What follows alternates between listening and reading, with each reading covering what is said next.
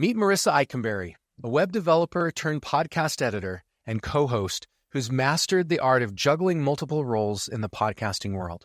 With experience editing a show that's reached more than 500,000 downloads, Marisa shares her insider tips on time management, leveraging AI, and overcoming the challenges of solo podcasting. Join me and discover how to create a successful podcast while maintaining a full-time job, and learn why embracing imperfection might be the key to your podcasting success. Welcome to the Podcasting Secrets Show, where successful creators share their best stories, secrets, and strategies. I'm your host, Nathan William. Hello, incurable creators, and welcome to this episode of Podcasting Secrets, where I'm joined by Marisa Eikenberry. Thanks for joining us today, Marisa. Thank you so much for asking me to be here. Marisa is a web developer and a podcast editor. She's also the co-host at the Long Distance Work Life podcast. She has been an editor for the Remarkable Leadership podcast, which just reached more than 500,000 total audio downloads. And she has a wealth of knowledge to share with us regarding podcast editing and hosting. So Marisa, can you just start off by sharing with us your journey to get started in podcasting? Yeah. So as you've said already, I am a web developer at the Kevin Eikenberry group, and I was hired to do that 10 years ago now. And we were talking about different things in technology. My boss came into my office one day and said, "What do you know about podcasts?" I was like, "Well, I listen to them. I like them a lot." And he was like, "Well, how do we create one?" Now, bonus for him is that I actually graduated with a telecommunications degree from Ball State University. So I already had experience audio editing and video editing and things of that nature. So didn't take a whole lot to figure out what we needed to do. He planned out all of the, how he was going to do the show as far as interviewing leaders and leadership authors. And I started editing. I think we launched in July of 2016, 2 weeks before I got married. Oh my goodness. How did that go? Actually, it was great. Yeah, it was great. So as you already said, Marisa Eikenberry, Kevin Eikenberry group. So it was my father-in-law's podcast. And so and I married his son. So it was fine. So tell us a little bit more about your journey. You've taken us through launch. Tell us a little bit more about your story since then. I continued web developing. I continued doing that show. At first, when we launched, we were audio only, and then we added a video component to it later. When we first started, it was kind of difficult to get the video portion to work right, or I think the software that I had at the time was kind of slow. My computer was kind of slow. There were lots of reasons that made it harder to do that. I've obviously upgraded my equipment since then, so able to do that a lot more easily. About 2 years after the Remarkable Leadership podcast started, one of my other coworkers, Guy Harris, decided to start the Talk Like a Leader podcast, which was about leadership communication. That one was just hosted by him. He rarely had any guests, but that added another show that I was editing every week. And we were also having 2 or 3 episodes a week on Remarkable Leadership podcast. So, already I was probably editing 2 to 4 episodes a week, depending on what was going on Remarkable Leadership podcast. And then in 2021, one of my other coworkers, Wayne Trammell, who has been writing books with Kevin Eikenberry about remote leadership and hybrid and all things to do with remote work. They had a new book that was coming out in 2022 called The Long Distance Teammate. And I knew that. And so it was when are you going to start a podcast, Wayne? Because he used to have one many, many, many years ago called The Cranky Middle Manager. And so I talked to him about it, and we hemmed and hawed, and he's like, "I don't know if I want to do this." And I was like, "Well, it wouldn't be like you did it before. I'll edit it. I'll produce it. I'll make it happen. All you have to do is show up in front of a mic and say what you need to say," right? So that helped. And we started talking about plans to do that. And then he had been talking to other people on our team about the show and decided that it would really be helpful if he had a co-host. And so he asked me, which at first it was I edit. I don't do training. I don't get up in front of cameras or microphones. I'm a very behind the scenes kind of worker. And I like that. I enjoy that kind of work.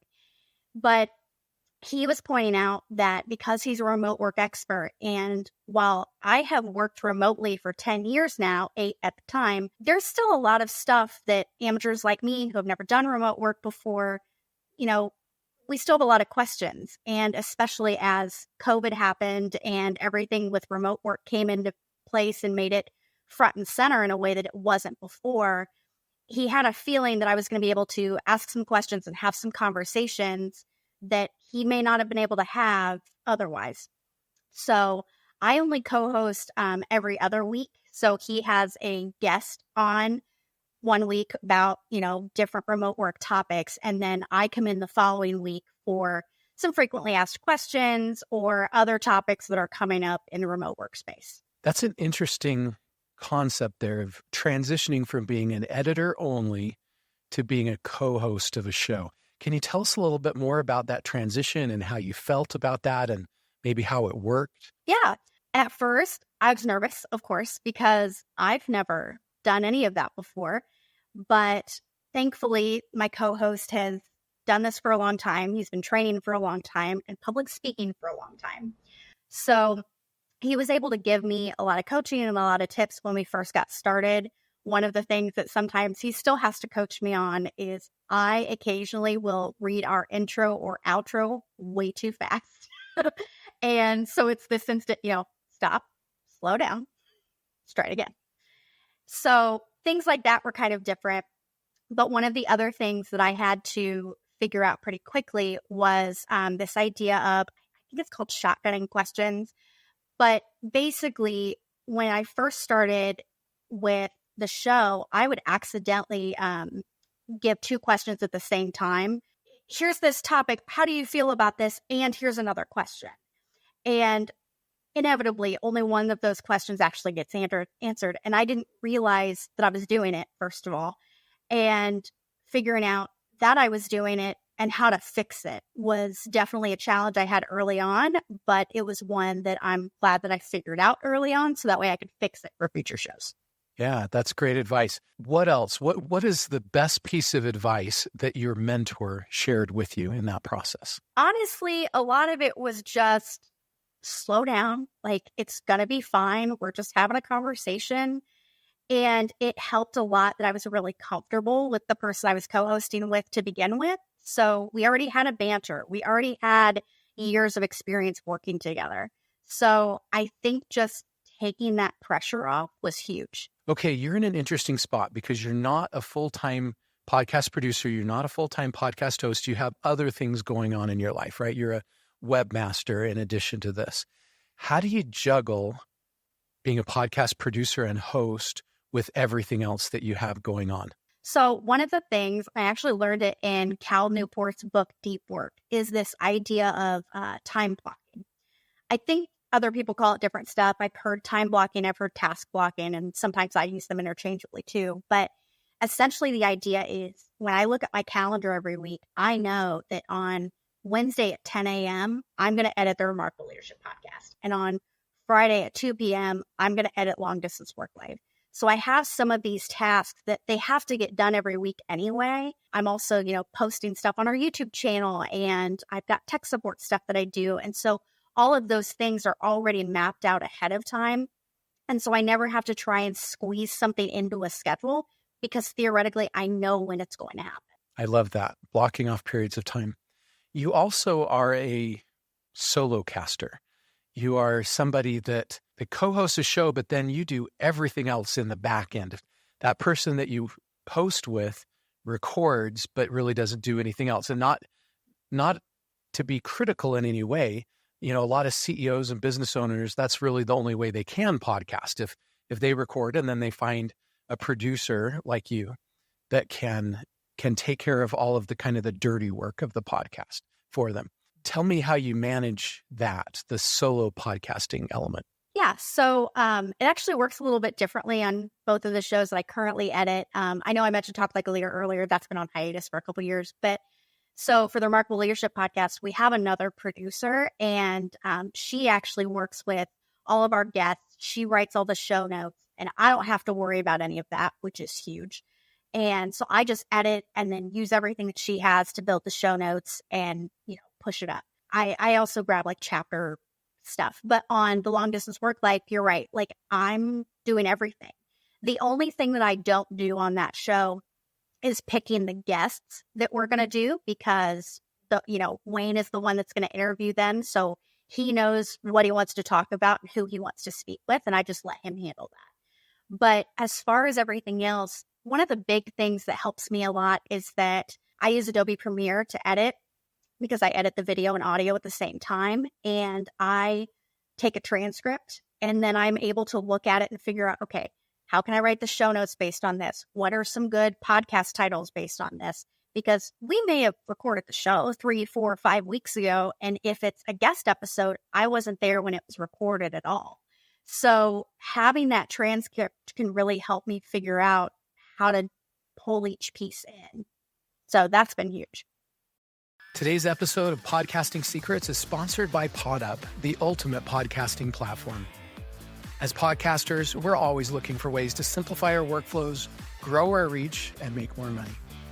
What if I told you that there's a tool that combines more than 35 essential podcasting features into one platform? That's exactly what PodUp offers, and it's transforming how we create, grow, monetize, publish, syndicate, and do so many other things with our podcasting content. From recording and editing to website building and audience engagement, PodUp covers virtually the entire podcasting process. What sets PodUp apart is its focus on growth and monetization. The platform includes AI-powered features that help you save time on tasks like creating short video clips and transcribing episodes. It also offers tools for guest management, content syndication, and email list building, all accessible from one centralized dashboard. For those of you looking to turn your podcast into a revenue stream, PodUp provides integrated monetization tools to help you market products, courses, and services directly to your audience. What's even better is that with PodUp, you don't have to waste time and money switching between multiple softwares to produce your podcast. With PodUp, you get all 35 modules within one fully integrated platform and for a fraction of the cost. If you're interested in simplifying your podcast workflow while expanding your reach and making some money while you're at it, check out podup.com. That's PODUP.com and get a free trial of the software. Now, back to the show. You mentioned that one of your shows is on hiatus right now. And maybe you could tell us a little bit more about that. That's one of the natural things that sometimes happens when you're a solo podcaster, right? Sometimes podcasting isn't your highest priority. Maybe tell us a little bit more about going on hiatus. So the show that I just talked about being on hiatus, that was the host's choice on that. So that was Talk Like a Leader. He was talking about leadership communication, and he just kind of got to a point that he was like, I've told people enough ways how not to be a jerk. I'm done. So for right now, that one's on a hiatus. But I will say that long distance work life occasionally has had a couple hiatuses. Most recently would have been last fall. So like I said, I'm not just a web developer. I edit 2 podcasts as it is. I post stuff on YouTube. There's lots of different pieces of my job. And unfortunately, last August, my stepdad had passed away. And I became a caregiver for my mom. And she ended up having some medical issues. And there was just too much. Like when I looked at my priority level of all the things that absolutely had to get done at work and the ways that I had to be, a daughter and a wife to my husband, that the long distance work life just was not the top priority in the way that some other things were. And so Wayne and I had discussed that, and it was like, he would just continue to record guest episodes and basically create a bank in the back end.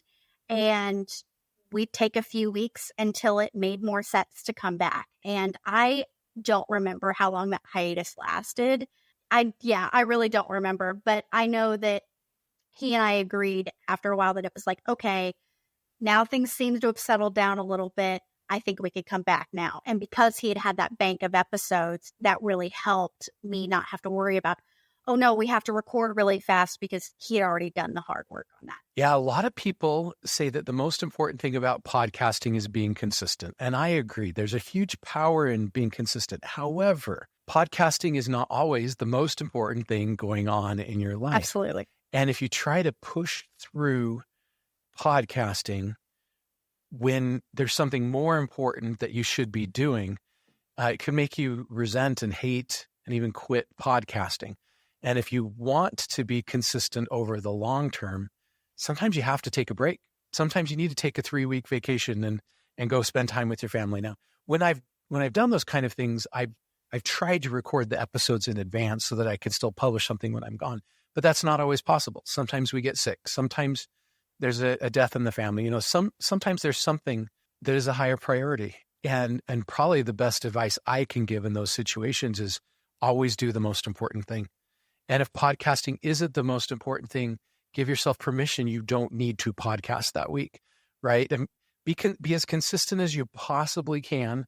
Try to do your episodes in advance so you have that buffer.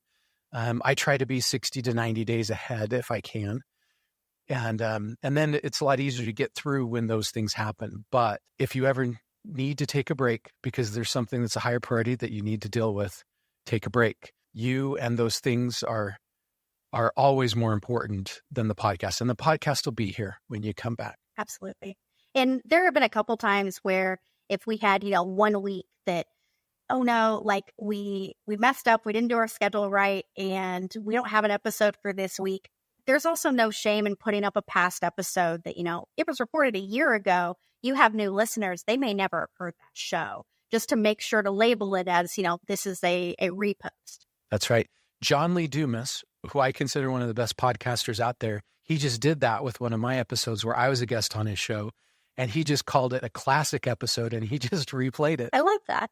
And it's okay. There's nothing wrong with that. Okay, so going back to this concept you talked about of you solo podcasting, where you're doing a show and doing almost all of it yourself, and you don't have a team of people. Could you share with us the most important secrets that a solo podcaster needs to know to be successful?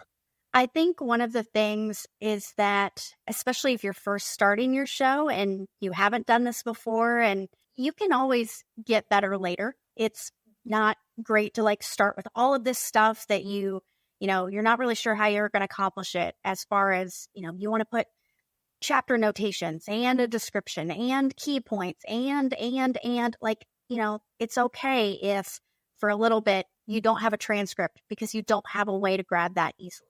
It's okay to not have chapters as timestamps because maybe you don't have a way to get that easily yet. That's okay. I would also add on, there's lots and lots of podcasts who do a lot of video snippets and short clips, and those are great. Like, if you have the capacity to do them. That's awesome. But if you can't when you first start, or you have a season where that's just not possible, that's okay too. Figure out what the number one priority is and focus on that. I love that.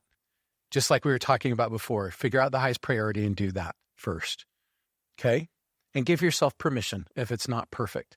We're not looking for perfection. And sometimes imperfection makes you really human and helps build a better connection anyway. Okay. Any other secrets or tips you want to share to help people be successful at solo casting or solo? I mean, I already mentioned the task blocking. Like I said, that's helped me a lot, just because it means that I know exactly when I'm going to get things done, especially knowing that I'm the only one doing it. And when I do that, I'm also realistic with the time block involved. It takes me about an hour and a half total to edit an episode, both video and audio, have a transcript, do the descriptions, all of those kind of things. I will also say that I'm no stranger when it comes to using ChatGPT to help build titles or descriptions. I especially use it to find chapters and timestamps. It's way faster at that than I'm ever going to be. So don't be afraid to use those tools too. I mean, obviously we can't rely on them to completely do everything and not edit things a little bit as well. So one of the tips that I have there, especially with titles and things like that, if you're trying to figure out how you're going to title an episode, is ask it for 4 or 5 titles. Don't just ask it for one. And then you can kind of look and go, oh, I like pieces of this one, pieces of this one. And then you can kind of combine it together to be the best possible title for you. Yeah, it is amazing what AI can do now. Yesterday, I was stressing a little bit because I was wanting to do an episode where I talked about the newest statistics and trends in podcasting, right? And I'm like, I just wasn't having the time to do the research that I needed. everybody on my team was so slammed. I just really didn't have anybody to give it to. And then I realized, oh, I can ask ChatGPT. And so I put it in and I said, give me the 100 most compelling podcast statistics of 2024. And it did. It spit them right out and they were amazing. And it gave me sources and it gave me dates. And it was really, really impressive. So don't be afraid to use it. That's not cheating like it is in school. We had an episode actually a couple months ago or so where we were talking about using AI in the remote workspace. And just as a way to kind of show how it could be used, we used it to ask all of the interview questions that I was going to ask Wayne in that. I mean, obviously I had follow-up questions that I added, but we were very upfront about it and said, we asked ChatGPT for the questions and these are the ones it gave us. You can even put a guest in there and let ChatGPT research the guest and give you the questions to ask the guest as well. Yeah. There's so many things it can do really effectively. In fact, a couple of the things that you mentioned when you were saying, if you don't have time to do this or this, you don't have to do them. Those were every single one that you gave an example for things that AI can do, like finding the short video clips inside our software, the PodUp software. We have an AI tool called AI Clipper where you give it a video and you click a button and it gives you however many you want, 3 or 5 short video clips to use in reels or shorts. Or the transcript you're talking about, you just click a button and it'll output the transcript right there for you. So use AI as much as you possibly can when you're solo casting, or even if you are doing it as a team, leverage the tools that are there. I saw a statistic recently that AI can now save podcast producers 50% of their time now. I 100% believe that. Okay. Tell me about the best episode you've ever produced, the one that's been the biggest home run for you. Yeah, so I think the biggest one that we produced was actually about scare tactics in remote work. So we were talking about a New York Post article that's how it started, was about this New York Post article that basically said if people were going to continue to work remotely, they were going to be like gremlins hunched over, they're on their beds, they look decrepit. Like they had a model of, I think they called her Anna, and she looked like she lived under a rock. I mean, it was not good. And we had this whole episode talking about how these scare tactics are being used, why they're being used, and why it's not okay. We say all the time that we are pro remote work, but we're not anti-office, and which sometimes gets very confused in our line of work. But it was a really fun episode to do and to talk about those little things and to banter a little bit about just how ridiculous some of these headlines that were coming out were. And, the episode on the audio end, it did fine. It did about what we expect it to do. But for some reason, it really took off on YouTube, which is also where we put all of our video episodes. And we're used to getting about 40 to 50 views on an episode a week. We'd love to get more, but it is what it is. And I went into our channel one time and all of a sudden it was like, wait, how did we get thousands of views in 1 week? Wait, why are we getting 1,300 views on this video a day? Wait, and it was just, we kept watching this thing. I think last time I looked, it was over 7,500 views, and it's been a little bit since I looked at it, but it was just really remarkable to see that happen. And some of the comments that we got on it, which, some were fine and some were hateful, and that's just how this business is, right? So, and knowing that even the negative comments, we're still pushing it up the algorithm. Why do you think that episode did so well compared to your other episodes? I think because it was challenging this idea of remote work. And I think the fact that people were commenting a lot helped, because there were some people that were thanking us for talking about remote work and talking about the importance of it. But we also had a lot of people that were like, okay, just go back to the office. Okay, when are you going to get a real job? Okay, when are you going to really go back to work? I never stopped work. Like when 2020 happened and we all went home, I didn't stop working. Yeah. So, I think some of that probably helped it go up. But I think the title was also really good. I think it grabbed people's attention. I think some people shared it, which was something we were able to see inside the analytics as well. And I think the more of that happening, the more it just kept popping up into the algorithm and the more people watched it. Can you tell me about one of the biggest challenges you faced in your podcasting journey? Sometimes it can be difficult to figure out some of the questions that I'm going to ask or what topics to ask about. So as I mentioned, I'm not a remote work expert. I don't do training in this. I'm obviously around it a lot, but there's a lot about it that I don't know. And sometimes I don't always know the best questions to ask. I do okay. And there are times that, I'll have questions and I'll send them to my co-host Wayne ahead of time and I'll be like, here's kind of what I was thinking, but is there something that you really want to highlight about this topic? And so he also has helped with that before as well. But I think just learning more and more about the industry and figuring out the things that are important to people who've never worked remotely before or people who have been doing it for a long time and figuring out what those top topics are that we should be focusing on the show. You mentioned that the Remarkable Leadership podcast has had 500,000 downloads. What is the secret of how they've been able to grow their reach and following? I think part of that one is the show's been around for 8 years. So sticking with it. It's had a lot of time. And that show has never had a hiatus. We may have had a week where maybe the episode was a little late than it should have been. I know, like I said earlier, the week that my stepdad died, we didn't have an episode that went out then. And so we dropped 2 the following week. And so I think that that's been part of it. We also at times have done 2 or 3 episodes a week. Right now we do 2. So my boss also records a video series that's about 3 to 7 minutes or so called Remarkable TV. And you can find that on YouTube. And we take the audio from that show and post that on Mondays. So it's a little short episode that people can listen to. And then on Wednesdays are his guest interview episodes. So I think that has helped a lot too, is having more episodes in a week for people to actually, listen to and focus on. But the fact that we're having guest episodes as well has also been helpful because while not every time and not as much as we would like probably, but we have had guests share their episode once it's gone live with their newsletters or on their social media or something like that. So we sometimes will see a bump in a particular episode and it's like, they must have shared it because otherwise, like, where's that coming from, right?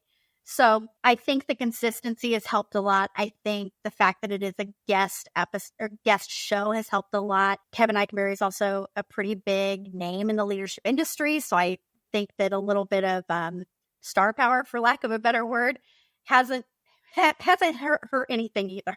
Marisa, thank you for being a guest on the show today. If our audience has enjoyed this episode and found value in it like I have, and they want to learn more about you and your services, what are the best ways for them to do that? Yeah, so they can learn more about the Kevin Eikenberry Group by going to kevineikenberry.com, and then I'll teach them all about our leadership development courses and everything that we have available. We have books, videos, the whole 9 yards. If they want to learn more about Long Distance Work Life podcast, you can learn more at longdistanceworklife.com. Perfect. Thank you so much for joining us today. Thank you for having me. And here are my key takeaways from this episode. Number 1, implement time blocking to effectively manage podcast production tasks alongside other responsibilities. Number 2, focus on essential podcast elements first, gradually adding more complex features as you become more comfortable. Number 3, leverage AI and automation tools to streamline podcast production, but always review and refine the output. Number 4, build a content bank to maintain consistency during busy periods or unexpected disruptions. Number 5, be realistic about your capacity as a solo podcaster and be willing to adjust your schedule when necessary. Number 6, embrace imperfection in your podcasting journey, focusing on progress over perfection. Number 7, continuously learn and adapt to stay current with evolving podcast trends and technologies. Number 8, consider repurposing past episodes when facing scheduling challenges, ensuring to label them as reposts. Number 9, when transitioning from editor to co-host, focus on slowing down and treating the podcast as a conversation. And finally, number 10, recognize that authenticity often resonates with more listeners than polished perfection. Thanks for joining us for this episode of Podcasting Secrets. I wish you success in your podcast. And if you're looking for a great podcast platform, I challenge you to check out PodUp. If you go to podup.com, you can get a free 14-day free trial of the software platform, and you can get a free 14-day challenge course, a podcasting course, where you're going to learn how to do this step by step over 14 days as well. So go check it out.